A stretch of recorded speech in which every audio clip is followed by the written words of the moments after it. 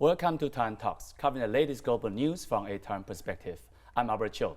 The U.S. presidential race has kicked off with Republican debates. Joe Biden seeks re-election while Donald Trump leads in polls for the Republican nomination.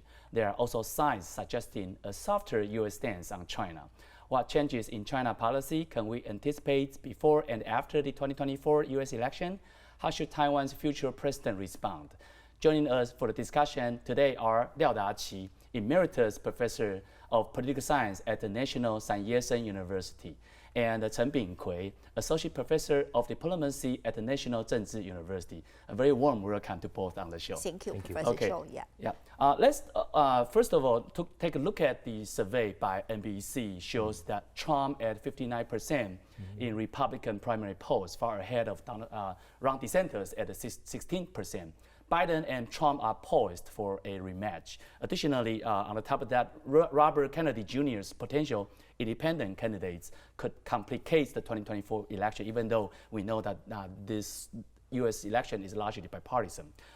So who do you predict that will emerge as the ultimate winner in the end, Professor Liao? Actually, it's really too early to predict anyone who will win the American presidency in 2024. They will conduct the election in November next year. But so far, if we watch closely, we may see some clues for us to make a certain analysis of the American presidential election. To me, I feel Joe Biden seemingly very happy to see Donald Trump want to run again. He even say, oh, he's fortunate at the moment if Donald Trump want to run for as an opposition party's candidate.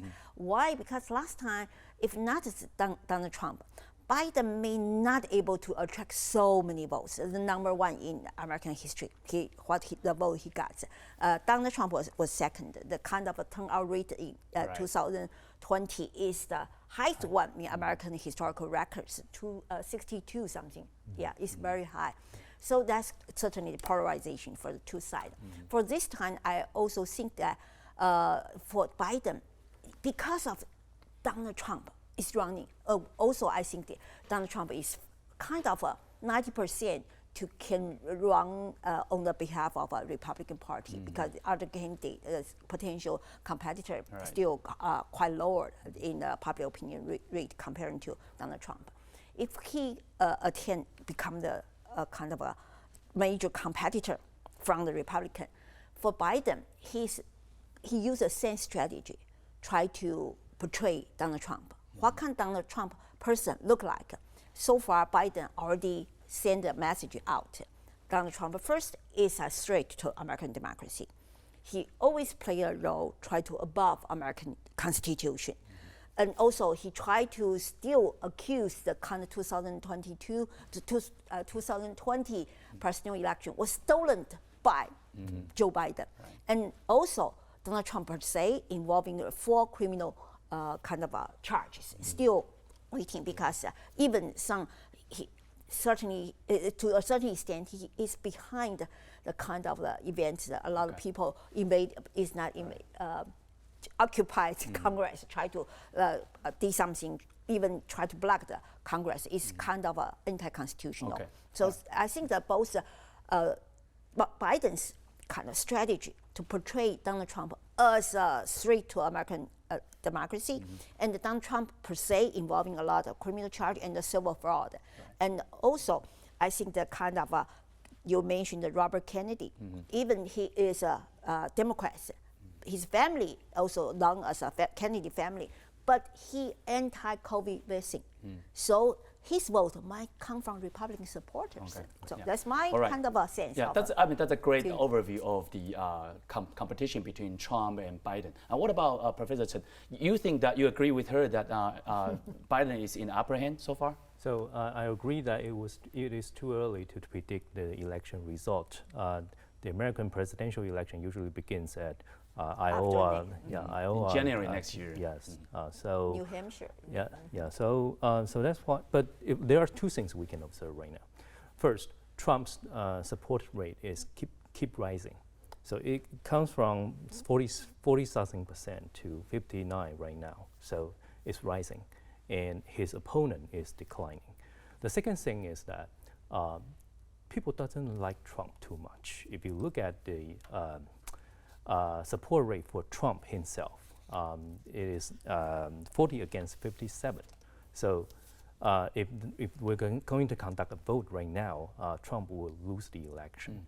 So, but it is still too early to say because both parties have to mobilize.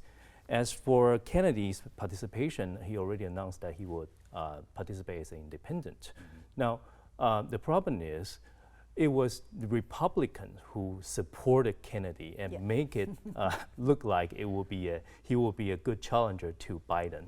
But in fact, it doesn't have the support to defeat Biden in primary. Yeah, but also we know that the electoral system for presidential election in the United States is somewhat different from, say, in Taiwan, right? Electoral college, so it's kind of complicated in that way. But we still want to shift our attention back to the issue related to Taiwan. As per the New York Post, Mike Gallagher, chairman of the Republican House Special Committee on China, asserts that Chinese President Xi Jinping aims to challenge America's global superpower status. Gallagher emphasizes the necessity for a president with a strategic plan to counter Beijing. So, in your view, either of you, which potential candidate is most adept at this task? First, I like to mention about the kind of Mike Gallagher's background. He got a PhD from Georgetown University. He's famous of international relations, and also he got a degree from the intelligence university. So he served in the Navy for certain, is Marine actually. So I think his kind of policy stance, kind of not only in Republican, but also become the kind of ego faction. Ego is not a dove, it's quite ego, yeah.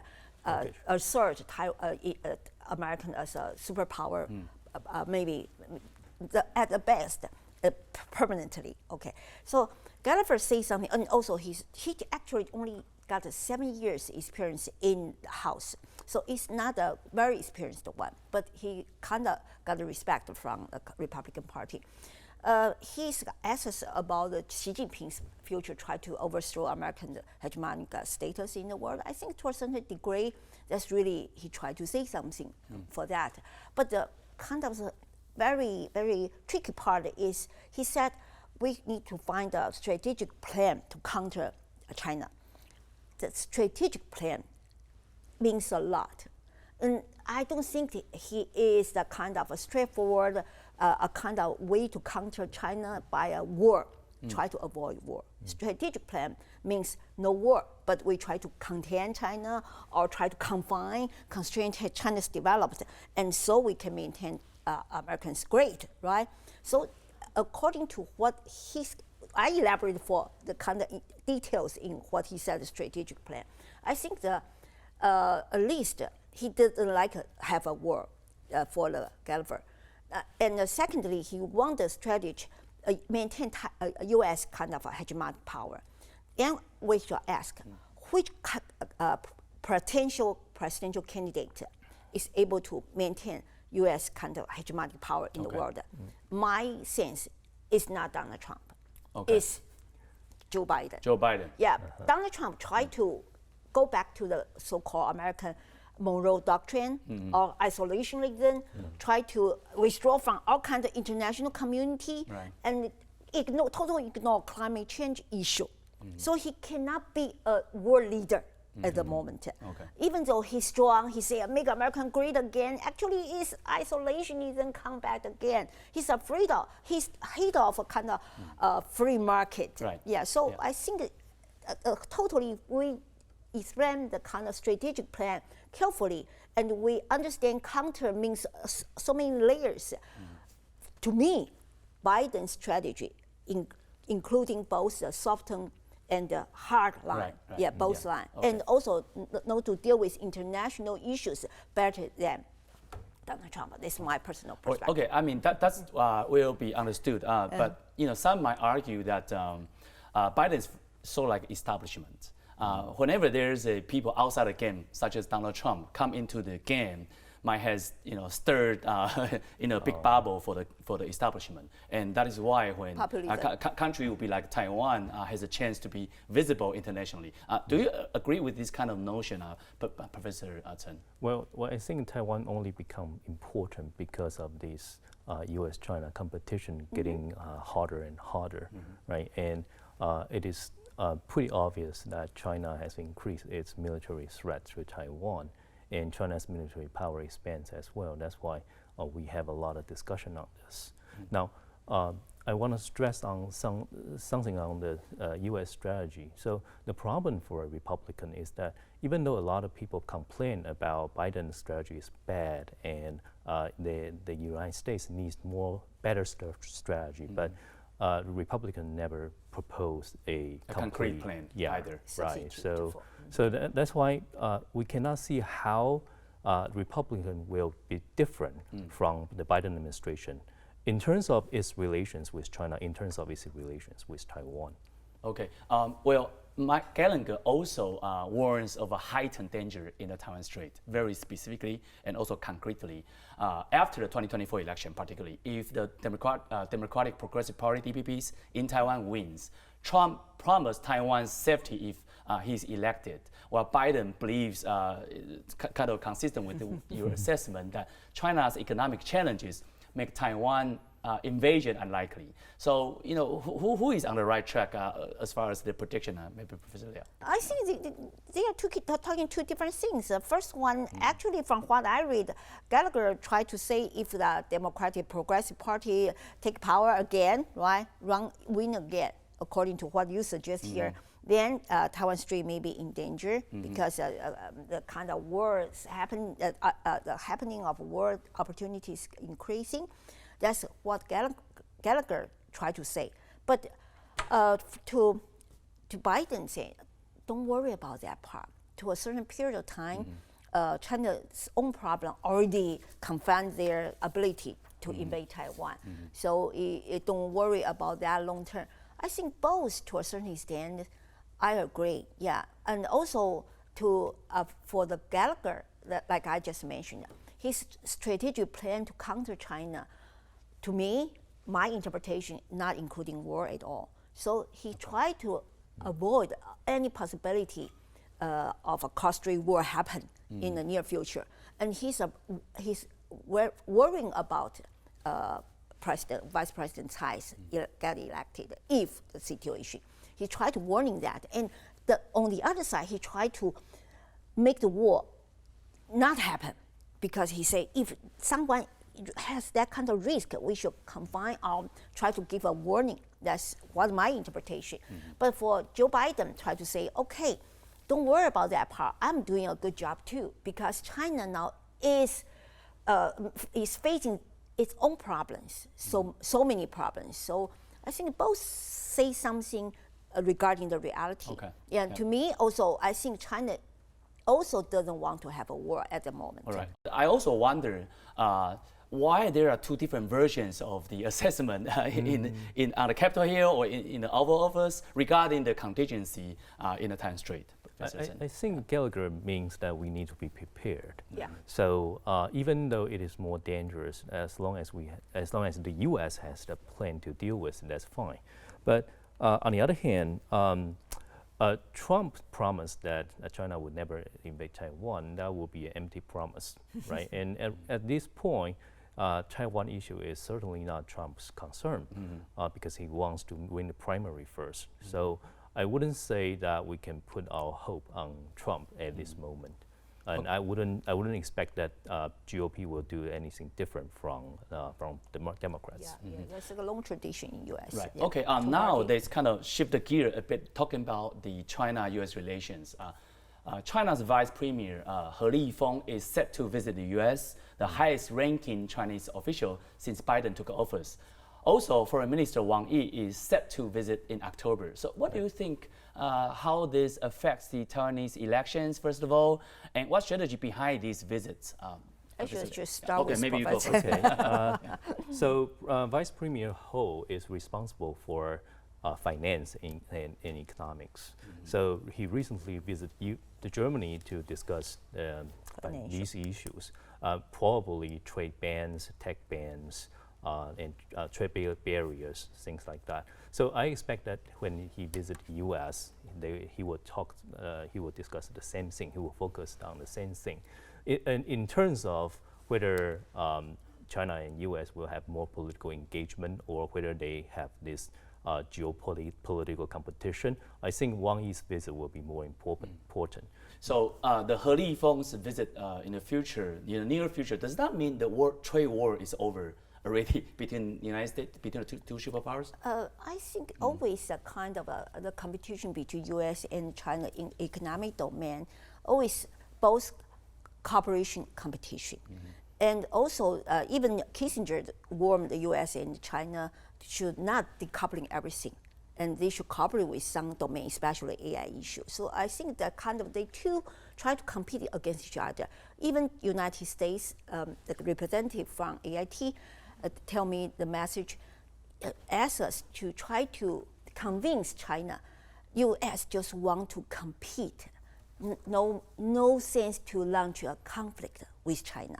Yeah, competition is a normal case between, especially among a kind of each economic entities. So I think the kind of He Lifeng went to U.S. is going to the U.S. try to solve the financial economic issues, trade competition issues. Yeah, they always engage in this kind of dialogue, but doesn't mean they try to resolve all problems at once. Yeah, but Wang Yi, I fully agree with Professor Chen, try to talk about political issues, geopolitical issues, may also involve in Taiwan status, and also try to say, reassure their principle, Taiwan is China's part, blah, blah, blah, like that, and try to reassure U.S. won't intervene into Taiwan's presidential election, maybe, but Wang Yi maybe just try to reassure the previous principles.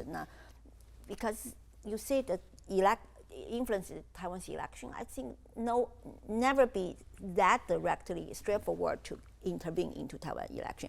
They use so many other channels. Okay, yeah, that's a good, great conclusion, because speaking of the Taiwanese election, it's around the corner. The frontrunner, William Lai, as we see from many polls, how might he uphold Tsai Ing-wen's relations with the United States if William Lai wins the election? Could Lai subtly promote Taiwan's formal independence? Many people are wondering after the election. So, is the Washington still concerned with Lai Ching-te's ideological stance? Well, from my observation is that Lai's last visit to the United States was successful. So he successfully promised the United States that he won't do something that U.S. would oppose. So there's one important point we have to stress, that no matter what Taiwan do, it depends on the United States to determine whether it is provocative or not. And then the U.S. may or may not intervene. So I think Lai so far has demonstrated that he would continue Tsai Ing-wen's path, Tsai Ing-wen's direction, and he will uphold that route. So and the U.S. believes him. So I think so far the U.S. doesn't have issues with Lai Ching-te. Professor Liao, do you agree with this assessment? I have to say, to a certain extent, I think Lai's last visit to the U.S. really fixed some kind of a problem he used to get from the U.S. side. But just like Professor Chen said, it's kind of an issue of perception. Yeah, even though right now his performance or his promise convinced U.S. side to say, okay, he will follow Tsai's line closely, yeah, adopt the same strategy as Tsai did, is a kind of a guarantee. It's never be a troublemaker, across in Taiwan Strait. But somehow, to me, from what I understand, I receive interviews from United States officers. They still have certain minor concern about Lai's kind of a background, because Lai was called as Taidu Jingsen, how do we call that? It's a real son, real grandson of the lovest grandson of the Taiwan independence. That kind of label is so difficult to totally be removed. And just like you just mentioned, Gallagher, right? Mike Gallagher, Mike Gallagher, the representatives. He even see that if the Democratic Progressive Party win the next election again, then the kind of the Cross-Strait may face a certain world dangers. So I think it's so far American would like to give a chance, and so far I also know from my personal perspective, I really feel American try to be neutral among the three potential candidates. Okay. Yeah, because they see the like got a better chance to win at the moment. So they like to build up the kind of mutual trust. Right. Yeah. Professor Liao, so if the campaign continues and develop, and at the end of the day, William Lai won the election, do you think that CCP or even PLA will take a very direct, let's say, military action against Taiwan? I don't think they will do that. Yeah, it's even though they will complain and say a lot, maybe send a more jet over our Taiwan Strait, but war is really another business. Yeah, I don't think they will do something very offensive or really take the risk.